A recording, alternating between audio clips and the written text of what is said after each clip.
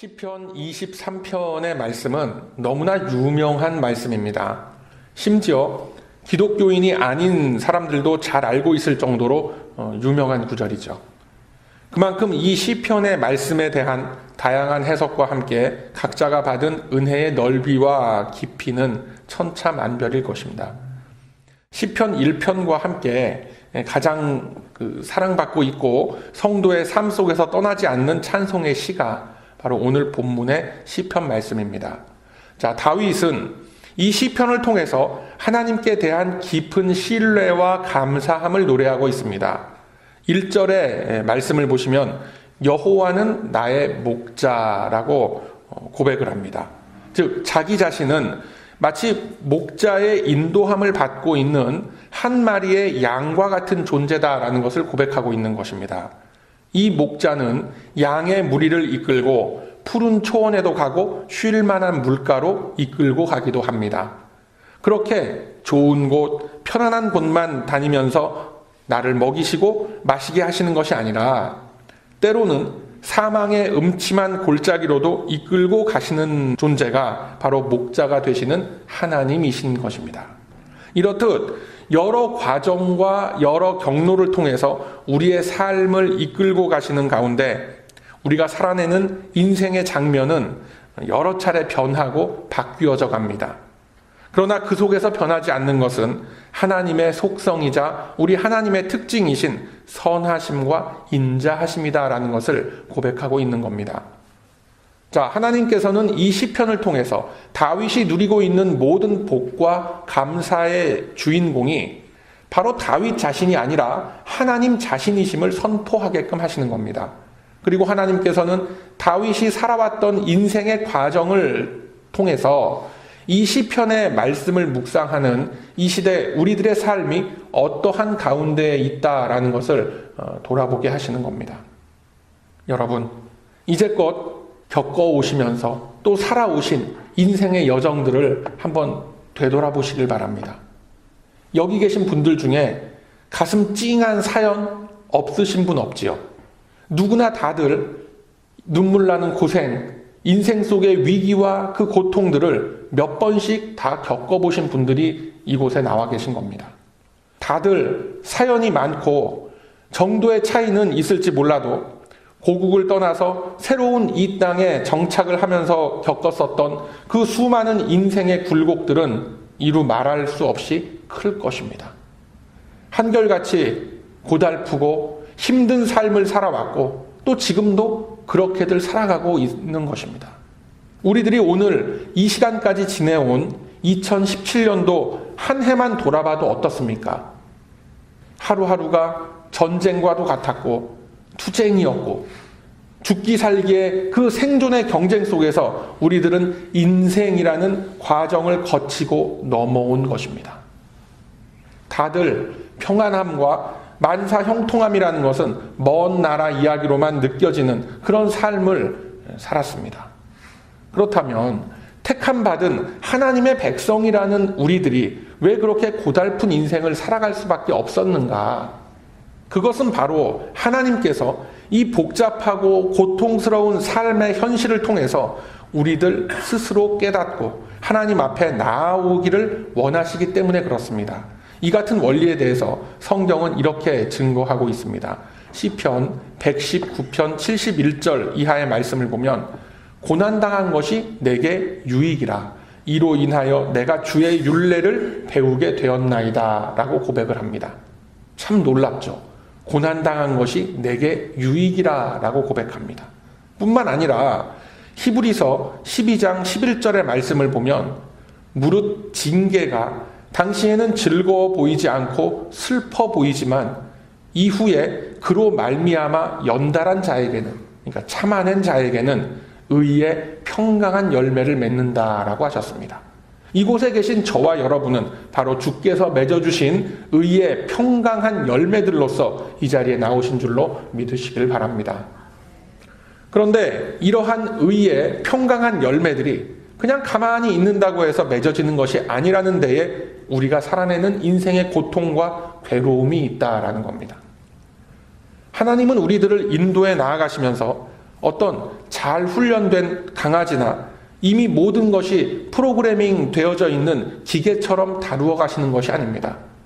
끊임없이 우리들과 인격적인 교제를 나누시기를 원하고 인생의 굴곡과 고통의 시간들, 좌절의 순간들을 통해서 우리들이 하나님의 손을 바라보며 그 손을 붙잡을 수 있게끔 해주시는 것입니다. 이 사실은 성경 전반에 걸쳐서 드러나는 하나님의 일하시는 모습을 통해서 우리들이 알 수가 있는 겁니다. 하나님께서는 어떤 법이나 규칙의 틀 속에 우리들을 딱 가둬놓고 강제적으로 이끌고 가시질 않습니다. 우리의 인생 속에 보이지 않는 손길과 능력으로서 동행하시면서 하나님과 우리들이 인격적인 만남을 갖기를 원하시고 기다리고 계신 것입니다. 아브라함의 인생 속에 들어오셔서 그를 믿음의 조상으로 삼으신 일을 우리가 되짚어봐도 그렇습니다. 하루하루 그의 일과 속에 하나님은 동행하고 계셨습니다. 하지만 그 손길을 느끼면서 하나님과의 교제를 통해서 귀한 음성을 딱 깨달았던 일은 아브라함의 일생 속에서 몇 번에 지나지 않습니다. 모세의 삶을 인도하셨던 주님의 손길도 마찬가지였습니다. 그가 살아온 굴곡진 인생을 통해서 하나님은 그를 연단시키셨습니다. 그의 인생이 사망의 음침한 골짜기와 황량한 광야의 길을 걸을 때에 때로는 외로움 속에 때로는 고독함과 두려움 속에 그를 놓아두셨음을 우리는 기억하고 있습니다. 하나님의 때가 이르자 주님은 여러 가지 계기를 통해서 그들이 주님의 동행과 임재하심을 깨닫게 하셨고 그로 인해서 결단하게 하시고 주님이 정하신 길을 걸을 수 있도록 해주신 것입니다. 이와 같은 삶의 과정들이 불과 몇 달 만에 불과 1, 2년 만에 이루어진 일이 아니었다라는 것을 우리들이 알아야 하는 것입니다. 우리들의 살아가는 인생 또한 마찬가지 여정을 겪으면서 다듬어져 가는 것입니다. 아브라함의 경우에 70년, 80년이 넘는 시간 속에서 그를 다듬어 가시면서 믿음의 조상다웁게 만들어 주신 것입니다. 모세의 경우에는 120년이라는 그의 전 인생의 시간 속에서 차츰차츰 주님이 원하시는 이스라엘의 지도자로서 빚어가시고 만들어 가셨음을 성경은 기록하고 있는 겁니다. 다윗은 어떻습니까? 그의 일생도 파란만장하기로 치면 누구 못지 않습니다. 그의 형들이 블레셋과의 전쟁터에 나가 있을 때 형들의 안부를 살피기 위해서 나갔다가 역사의 소용돌이 속에 휘말려 들게 되는 겁니다. 이 다윗의 개인적인 그 삶을 보면 어쩌면 그 전쟁터에 차라리 안 나갔던 것이 더 평탄한 삶이 되었을지도 모릅니다. 우리는 흔히 생각하기를 다윗이 이러한 그 믿음의 고백을, 찬송의 고백을 할 수 있었던 배경 속에는 그가 큰 믿음의 소유자였고 매우 순탄하고 탄탄대로와 같은 인생을 살아갔을 것이다 라고 생각하기가 참 쉽습니다. 그렇지만 사실은 그의 생애가 그다지 순탄하고 평온한 삶이 아니었다라는 것을 우리들이 주목해 볼 필요가 있는 겁니다. 다들 잘 아시다시피 다윗은 이스라엘의 왕이었습니다. 다윗이 성경 역사의 전면에 등장하게 된 그 계기를 보면 풍전등화와 같은 이스라엘의 운명 앞에서 어쩔 수 없는 필연과도 같은 상황을 통해서 나타나게 된 것입니다. 기적과 같은 하나님의 도우심으로 다윗은 골리앗을 넘어뜨리게 되고 일약 구국의 영웅으로서 떠오르게 됩니다. 그렇지만 그렇다고 해서 그 이후에 다윗의 인생길이 평탄했던 것이 절대로 아니죠. 오히려 그는 질투의 화신이었던 사울 왕의 눈밖에 나게 되고 생명의 위협을 받으면서 도망다니는 신세로 전락하게 되는 것입니다. 이 일이 골리앗을 무너뜨린 후에 일어났던 일인 것입니다. 생명의 위협에 시달렸고 굶주림과 불안감에 휩싸였었습니다. 몰리고 몰리다가 급기야는 자신과 전쟁을 했었던 그 상대국가, 그 적대국 블레셋으로 도망을 쳐서 그곳에서 숨어 지내야만 하는 처지로까지 전락하게 된 것입니다. 후에 사울 왕이 죽은 다음에 결국 왕으로 등극을 하긴 하지만 왕이 된 그 이후의 삶은 순탄했습니까? 절대로 그렇지가 않죠. 사울의 그 남은 아들들은 계속해서 다윗의 왕권을 위협을 했고, 심지어 사울 왕의 휘하에 있던 부하 장군들이 연합을 해서 다윗에 대해서 반역을 일삼기도 했었습니다. 항상 다윗은 불안감에 떨 수밖에 없는 삶을 살았던 것입니다. 어느 정도 시간이 흘러서 이제 그의 왕권이 좀 안정되는가 싶었는데, 이제 그에게는 밧세바 사건이라는 큰 시험이 닥치게 되는 겁니다. 이 사건으로 인해서 그는 이스라엘 앞에서 큰 망신을 당하게 되고 눈물로 침상을 띄웠노라라는 고백을 할 만큼 그 내면에 큰 그 고통 속에 시달려야만 했었습니다. 끊임없는 유혹과 연약함으로 무너지려는 그 스스로의 심령과 부단한 싸움을 벌려나가야만 했었던 겁니다. 다윗의 노년에는 그 자식들 사이에서 일어난 그 강간 사건으로 인해서 심한 마음고생을 했고, 가장 아꼈던 아들 압살롬의 반란으로 인해서 궁전을 버리고 도망다니는 신세로 전락하게 됩니다. 결국은 자신의 부하들을 이용해서 가장 아꼈고 사랑했고 그 탁월했었던 그 아들 압살롬을 죽이게 되는 겁니다. 그로 인해서 결국 다윗의 왕권은 강화가 되었고 최후의 그 승리를 얻게 됐지만 아무 의미가 없는 상처뿐인 영광이었던 것입니다. 그렇다면 그 이후에는 그의 삶이 평탄했는가? 그렇지가 않습니다. 다윗을 잘 따르던 이스라엘의 지파와 잘 따르지 않는 지파로 나뉘어서 끊임없는 분쟁과 소모적인 전쟁을 계속해야만 했었습니다.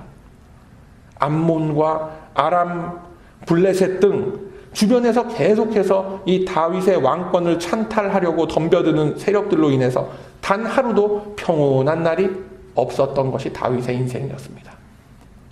이러한 배경과 시대적 상황 속에서 시편 23편의 고백이 나왔던 것입니다. 참으로 이해하기 힘든 일이죠. 도대체 감사할 것이라고는 없어 보이는 그의 인생 여정이었고, 그가 맞이했었던 모든 상황들이 너무나 굴곡이 심했고 드라마틱한 일들로 가득했습니다. 그럼에도 불구하고 다윗은 이러한 아름다운 고백의 찬송시를 지었습니다. 그 근거가 뭡니까? 하나님께서는 시편 1편에 그 근거를 밝히고 계십니다. 시편 1편 1절의 말씀을 보면 복 있는 사람은 이라고 하면서 시작이 되죠. 복 있는 사람이 되기 위해서는, 복을 받기 위해서는 이라고 하질 않고 그냥 복 있는 사람은 이라고 말씀이 선포되고 있는 겁니다. 즉 은혜를 입은 사람은 이라고 읽혀지게 되는 그런 대목인 것입니다. 자, 복 있는 사람은 하나님의 뜻대로 인도함을 받게 됩니다. 악인의 꾀를 쫓지 않도록 인도함을 받습니다. 죄인의 길에 서지 않고 오만한 자의 자리에 앉지 않도록 인도함을 받아가는 겁니다. 즉 복 있는 사람이라는 것은 하나님으로부터 성령의 인침을 받은 모든 성도들, 은혜를 입은 모든 성도들을 지칭하는 것입니다. 아브라함, 모세, 다윗 다 포함됩니다. 이 사실을 깨달아 알고 이 자리에까지 나올 수 있음이 은혜인 줄로 믿으시길 바랍니다. 자, 이 사실을 통해서 하나님께서는 우리에게 말씀하고 계십니다. 우리들의 인생 속에 우리 하나님은 반드시 개입하고 계십니다. 아니, 이미 우리들의 삶을 붙잡고 주관하고 계신 것입니다. 우리는 그것을 믿음으로 깨닫는 겁니다. 내가 믿음으로 주님 앞에 나와서 은혜를 간구할 때에 주님은 그분의 뜻과 계획을 우리들에게 알려주신다라는 겁니다. 아브라함에게 갈대아 우르로 가라고 지시하셨듯이 자식이 없던 그를 들어서 온 이스라엘, 온 교회의 믿음의 조상으로 삼으시겠노라고 하신 것 같이 주님은 우리에게 말씀하시는 겁니다. 살인자의 신세가 되어서 광야를 헤매고 초라한 목동으로 40년이란 삶을 살아가게 하셨던 그 주님께서 이제 모세를 부르셔서 이스라엘을 구원할 지도자로 사용하신 것과 같은 그 역사가 우리들의 삶 속에서 동일하게 일어나고 있는 것입니다. 이 같은 사실을 말씀을 통해서 성령의 인도하심을 통해서 깨달을 수 있는 것이 그것이 은혜입니다. 이 은혜가 있을 때 우리들은 비로소 시편 23편의 고백과 같은 그 간증이 터져 나오게 되는 겁니다. 내가 사망의 음침한 골짜기로 다닐지라도 해를 두려워하지 않을 것은 주께서 나와 함께 하심이라. 이 같은 고백이 이어지는 저와 여러분의 삶이 다 되시길 바랍니다. 이와 같은 고백은 어떤 한순간, 어떤 한 시점의 사건으로서 나오게 되는 것이 아닙니다. 전 인생과 전 인격을 통해서 주님은 다윗을 만나주셨고 그가 겪었었던 그 굴곡진 삶을 통해서 주님은 나와 함께 하신다라는 것을 깨닫게 하신 것입니다. 여러분, 올 한 해를 살아오시면서 여러분이 계획하셨던 것들, 꿈꾸어 오셨던 것들 얼마나 이루어졌습니까? 한번 잘 생각해 보시기 바랍니다. 2017년도 1월에 세웠던 그 계획들 얼마나 이루어진 것 있습니까? 가만히 생각해 보면 내가 열심으로 바라고 간구했던 것들이 이루어진 것보다는 이루어지지 않은 것이 훨씬 더 많죠. 그렇지 않습니까? 다들 부자 되셨어요? 별로 아니죠. 안 이루어졌잖아요. 그죠? 감사함보다는 뭔가 아쉬움과 서운함이 드는 2017년의 마지막 주일이면서 이 마지막 날입니다. 그렇지 않습니까, 여러분? 그것은 바로 나의 계획과 꿈들이 하나님으로부터 비롯된 것이 아니었기 때문에 이런 마음들이 드는 것입니다. 즉 오늘 본문의 표현대로 여호와는 나의 목자가 아직 아니기 때문에 그렇다라는 겁니다. 하나님이 나의 목자 되심에 대한 믿음과 그 신뢰가 없기 때문에 푸른 초장에서 뒹굴었던 순간들, 쉴만한 물가에 거했음에도 불구하고 나에게는 이제까지 살아온 삶이 사망의 음침한 골짜기만 거쳐온 것처럼 여겨지게 되는 겁니다. 여러분, 나에게 닥친 어떠한 이 상황 속에서도 하나님의 말씀에 의지하며 이 고난과 어려움들이 나에게 닥친 그 의미를 묵상하면서 주님의 도우심을 간구할 때 우리들의 믿음은 성장하게 되어 있습니다. 그리고 복이 복으로서 깨달아지게 되고 감사함이 뒤따르게 되는 것입니다. 그럼에도 불구하고 우리들의 삶을 되돌아보면 슬펐던 것, 내가 손해봤던 것, 억울하게 당한 것들만 떠오르게 되는 겁니다. 기뻤던 순간, 놀라운 은혜 안에서 하나님의 손길에 참 감사했던 그 순간은 어지간해서 이 시점에 다시 떠오르질 않습니다. 이렇게 되면서 악순환의 연속이 우리의 삶 속에 이어지게 되는 겁니다. 항상 원망이 앞서게 되거나 부정적인 사고가 우리의 머릿속에 가득 차게 되는 겁니다. 그렇게 되다 보니까 자연스럽게 악인의 길로 접어들게 되는 겁니다. 죄를 많이 지어서 악인이 아니라 하나님과의 이러한 그 교제와 화목을 잃어버린 것이 그게 악인인 것입니다. 이것이 항상 연말에 우리들이 다람쥐 쳇바퀴 돌듯이 후회하고 또 좌절에 빠졌다가 다시금 나의 욕심과 나의 바램을 가득 담은 그 헛된 꿈을 꾸면서 새해를 맞게 되는 그런 계기가 되는 그런 겁니다. 많은 교회들이 소위 말하는 송구영신 예배라는 것을 드립니다. 그것이 담고 있는 의미가 뭡니까? 참고로 저희 교회는 그런 거 안 합니다. 좋은 관점으로 보면 한 해 동안 있었던 모든 악한 것들, 죄악에 찌들었던 것들을 다 떠나보내고 다가오는 새해에는 더욱 거룩하고 경건한 마음으로 주님을 섬기겠노라라는 다짐을 하고 하는 대략 그러한 의미로 우리가 알고 있습니다. 그러나 그것에 대한 성경적인 근거는 없습니다. 가만히 살펴보면 오히려 인간의 얄팍한 정욕을 내세워서 새해에는 더욱 많은 기쁨과 행운이 깃들기를 간구하는 기복적인 의미가 강하게 나타나는 것이 요즘 나타나는 송구영신 예배의 모습인 겁니다. 참 안타깝지요. 진정한 성경적 의미의 송구영신은 매 순간마다 매 주일마다 이루어져야 하는 것입니다. 날마다 십자가 앞에 말씀 앞에 나를 세워놓고 쳐서 복종시키는 것이 그것이 송구영신인 겁니다. 마치 12월 말일에 자정 가까운 시간에 어떤 그 절박한 그런 마음과 그런 순간들을 다 담아서 인간의 헛된 욕망을 부풀리는 수단으로서 이루어지고 있는 것이, 그것이 송구영신이 아닌지 우리들은 냉철하게 판단해 볼 수 있어야 하는 것입니다. 여러분, 2017년도에도 나와 함께 하셨던 주님은 이제 2018년도 무술년 새해에도 여전히 나와 함께 하실 것입니다. 문제는 내가 하나님을 나의 목자로 인정하고 받아들이지 않기 때문에 내가 살아가는 하루하루가 사망의 음침한 골짜기와 같은 나날들이 이어지고 있다라는 서글픈 사실입니다. 앞서 말씀을 드렸다시피 다윗이 이러한 고백을 하게 된 근거는 그의 인생 속에 함께 하신 하나님의 손길을 깨달은 다음이었습니다. 적에게 쫓기고 심지어 아들에게 목숨의 위협을 당하면서 쫓기던 그 시절에 하나님께 올려드린 찬송이에요. 사무엘하 16장 5절 이하의 말씀에 보면 아들 압살롬에게 쫓겨서 피난길에 오른 다윗을 베냐민 지파의 시므이라는 사람이 뒤따르면서 쌍욕을 하고 저주를 합니다. 아무리 다윗이 많은 실수를 했고 굴곡진 인생을 살았다고 하지만 이런 사람에게 이렇게 심한 욕을 들을 이유는 없다라고 생각을 했었던 그 다윗의 부하들이 그를 괘씸히 여겨서 죽이려고 하죠. 그러자 다윗이 이렇게 말합니다. 놔둬라. 그냥 가만히 놔둬라. 저 사람이 나를 저주하는 것은 하나님께서 나를 책망하는 것으로 알고 그냥 그 욕 내가 다 듣고 가겠다라고 합니다. 하나님께서 저 사람을 통해서 나를 책망하는 것이니까 그냥 내버려 두고 우리 갈 길이나 가자. 나의 이 억울함은 나중에 우리 주님께서 다 갚아주실 것이다 라고 하면서 의연하게 그냥 가던 길을 떠납니다.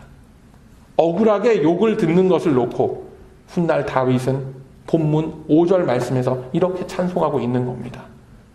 주께서 내 원수의 목전에서 내게 상을 베푸시고 기름으로 내 버리에 바르셨으니 내 잔이 넘치나이다 라고 고백합니다. 받은 은혜를 깨달았던 다윗이기 때문에 가능한 이러한 고백이었던 것입니다. 사랑하는 우리 배단위 가족 여러분, 우리는 이제 눈앞에 닥쳐있는 이 무술년 새해를 맞아서 새로운 희망과 소망을 가지고 있습니다. 그런데 이 희망과 소망이 과연 어디에서부터 나온 것인지를 겸손하게 한번 되짚어 보시길 바랍니다. 다윗은 고통과 핍박의 현장을 지나면서 그 상황을 비관하고 저주했었던 것이 아닙니다. 내 원수의 목전에서조차 내게 상을 베푸신 하나님을 바라봤던 사람이 그것이 다윗입니다. 여러분, 사실상 다윗의 원수가 누구겠습니까? 사울입니까? 아니면 반란을 일으켰던 그 아들 압살롬을 말하는 겁니까? 아니면 다윗이 죽였던 그 밧세바의 남편 우리아 장군을 말하는 겁니까? 다윗은 이러한 외부로부터 들이닥쳤던 고통의 원인들을 원수라고 하지 않습니다. 바로 여기에 시편 23편이 최고 수준의 찬송으로 불려지는 이유가 있는 것입니다.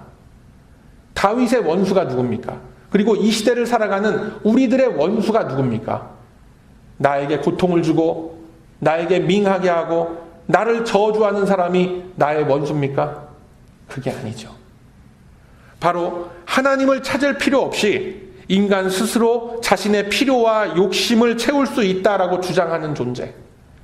나를 붙들고 계신 하나님의 손길을 외면하고 시시때때로 닥쳐오는 유혹 앞에서 곧바로 무장해제가 돼버리는 연약한 내 자신.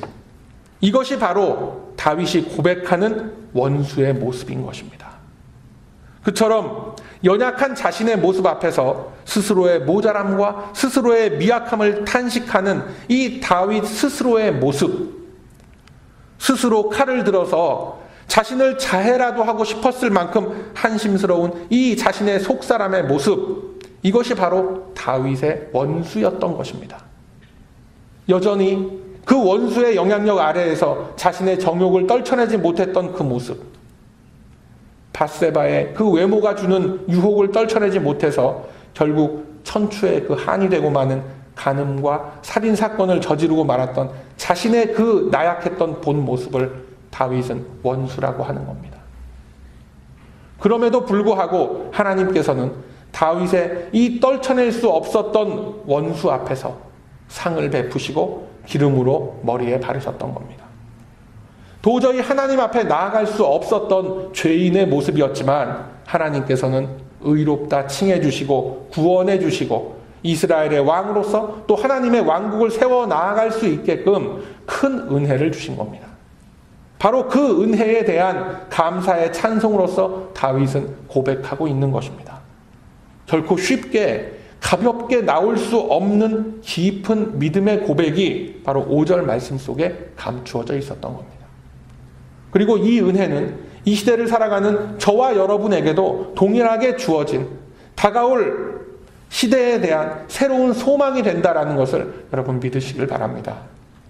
우리들이 새해를 맞아서 새로운 계획과 소망을 품을 수 있는 근거와 이유가 바로 여기에 있는 것입니다. 하나님의 무한하신 은혜와 사랑에 있는 겁니다. 나의 정욕과 나의 욕심을 이루기 위한 새해의 소망과 계획들이 아니라 고통과 좌절 속에서도 나와 함께 하시겠노라는 하나님의 언약을 믿는 그 믿음, 이 믿음으로 우리들은 밝아오는 새해의 소망을 가질 수 있는 거예요. 성도가 가져야 하는 소망은 하나님의 계획 안에 거하는 것입니다. 이제까지의 삶 속에서 은혜의 손길로 나를 인도하셨고 지켜주셨던 하나님의 인도하심을 믿는 믿음으로 우리가 세워진 이 각자의 자리를 지켜내시는 우리 모두가 돼야 한다라는 겁니다. 여러분, 밝아오는 새해라고 해서 우리들이 짊어지고 가는 인생의 무게와 이 고통들이 가벼워질 거라고 생각하십니까? 절대로 그렇지 않습니다. 여전히 동일합니다. 구원받은 성도로서 짊어지고 가야 하는 거룩한 책임감과 함께 현실의 삶이라는 이 무게감은 결코 가볍게 생각할 수 있는 것이 아닙니다. 어쩌면 주님 다시 오실 그날까지 점점 더 어려워지고 더 무거운 삶을 살아가는 우리의 인생길이 될 수 있습니다. 그러나 다윗이 현실의 환경을 보면서 그 속에서 위안과 소망을 품지 않았던 것처럼 우리들도 나의 처지와 나의 환경이 아니라 영원한 하나님의 부활 생명 속에서 기쁨과 소망을 찾으시길 바랍니다. 이것이 기독교 신앙인 것입니다. 만약에 우리들이 세상을 살아가면서 어떤 세속적인 성공과 성취를 얻음으로 인해서 하나님과 더욱 가까운 교제를 하게 됐다라고 하면 그거 아주 큰 복이죠. 그런데 똑같은 성취와 성공을 얻음으로 인해서 하나님과 더욱 멀어지게 되었다면 그것은 뭐겠습니까? 은혜가 아니라 재앙의 출발이 되는 겁니다. 99.8%가 다 여기에 해당됩니다. 그런데 여러분들이 당한 그 고난과 이 고통과 삶의 무게로 인해서 하나님 앞에 한 번 더 무릎을 꿇었다면 그것은 고난이 아니라 그것이 바로 축복인 겁니다. 그것이 바로 은혜인 것입니다. 성경은 이 원리를 분명하게 설명하고 있습니다. 고린도 후서 1장 9절 이하의 말씀 보면 우리 마음에 사형 선고를 받은 줄 알았으니 이는 우리로 자기를 의뢰하지 말고 오직 죽은 자를 다시 살리시는 하나님만 의뢰하게 하려 함이라. 그가 이같이 큰 사망에서 우리를 건지셨고 또 건지시리라. 이 고백에 대한 감사의 찬송이 바로 오늘 우리가 나눈 본문의 선하심과 인자하심이 정녕 나를 따르리니 라는 그러한 찬송으로서 승화가 되어야 하는 겁니다. 여러분, 우리네 인생에 가는 방향과 우리네 인생의 끝이 어디 있겠습니까? 인류 역사의 종착역이 어디겠습니까? 바로 하나님 앞에서 다 끝나는 겁니다. 그렇기 때문에 우리들은 예수 그리스도 안에서 이루어질 구원의 언약을 믿는 믿음의 사람들로서 살아가야 하는 겁니다. 당장 앞에 놓여있는 현실의 어려운 고난과 고통 속에서부터 마음의 방향을 주님 앞으로 돌려놓으시길 바랍니다. 이것이 바로 여호와의 집에 영원히 거하는 자가 된다라는 사실을 믿으시길 바랍니다. 세상적으로 훌륭해지고 성공해져라라는 그런 이야기가 아닙니다. 성공해서 이름을 날리고 업적을 쌓아라 이런 게 아닙니다.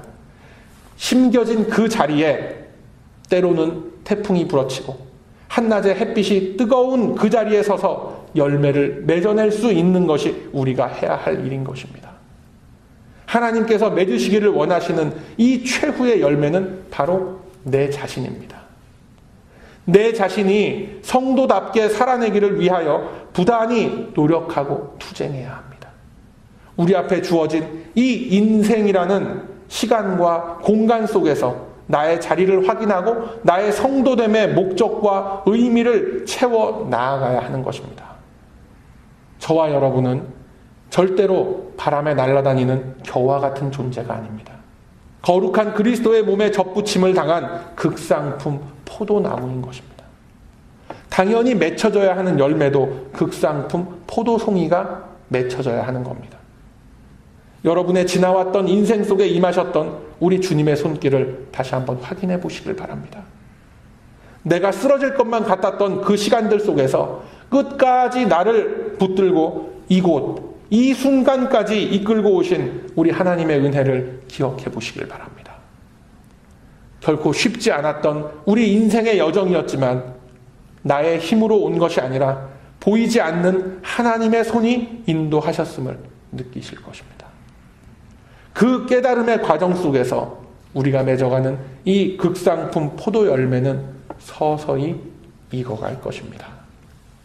밝아오는 새해에도 여전히 익어가는 그 포도 열매 속에서 나오는 아름다운 고백, 그 고백이 저와 여러분의 삶 속에 가득 차시길 주님의 이름으로 축원드립니다. 도저히 상을 받을 수 없고 기름 부음을 받을 아무런 자격과 공로가 없지만 그럼에도 불구하고 하나님께서는 우리들을 불러 세워주셨습니다.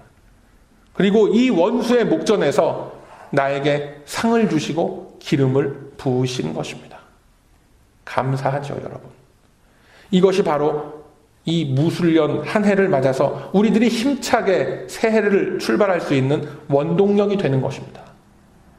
그래서 오늘 본문에 내가 여호와의 집에 영원히 거하리로다라는 이 찬송이 저와 여러분의 인생 끝날 때까지 멈추지 않고 기쁨으로 흘러나오는 귀한 고백이 다 되시길 소망합니다. 그러함으로 이제는 나의 지나온 인생길 위에 언제나 함께 하셨던 하나님의 손길을 믿는 큰 믿음으로 오직 주님의 은혜 앞에 감사하며 새해의 귀한 소망을 품으시는 저와 여러분의 복된 삶이 다 되시길 이 아침에 주님의 이름으로 축원드립니다. 아멘.